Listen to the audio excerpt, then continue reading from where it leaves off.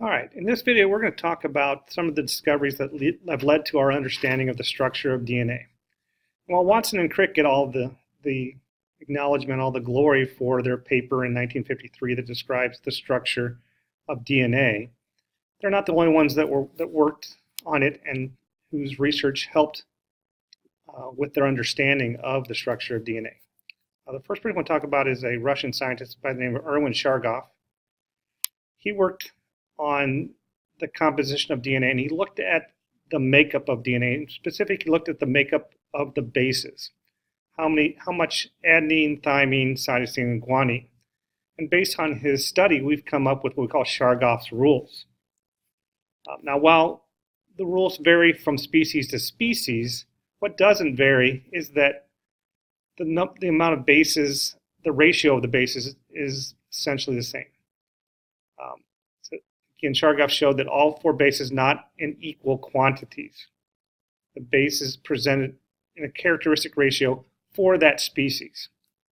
For instance, humans, the amount of adenine and thymine are essentially 30%, guanine and cytosine about 20%. So it shows that, and we see the same type of pattern in all species. The amount of adenine equals the amount of thymine, and the amount of guanine equals the amount of cytosine. Now, Watson and Crick took that a step further and showed that adenine and thymine pair up and guanine and cytosine pair up in the DNA molecule.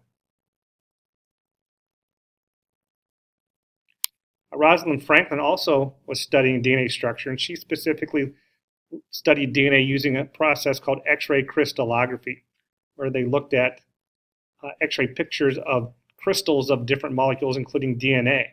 You can see in the lower right corner there the X-ray crystallography pattern for DNA, which is an X shape, which tells us that DNA is a helix. And Franklin got some credit for that. It took a while for her. Obviously, being a woman back in the time was a little bit very male-dominated profession, being science. So Watson and Crick took the work of Chargaff, the work of Franklin, Wilkins, Pauling, all of these people, and kind of put it all together with some of their own work and developed the double helix model of DNA that we have today. It shows that DNA is there's two strands, they're anti-parallel to each other, which means they run in opposite directions. Adenine pairs with thymine, cytosine pairs with guanine.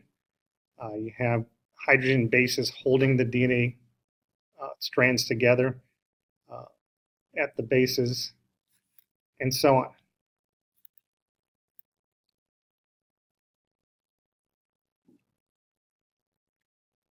The sides of the molecule are alternating sugars and phosphates held together by phosphodiester bonds. DNA is made up of nucleotides, which are composed of a deoxyribose sugar, a phosphate group, and a nitrogen base. And nitrogen bases are the adenine, thymine, cytosine, guanine, and it's the order of those bases that makes up our genetic code.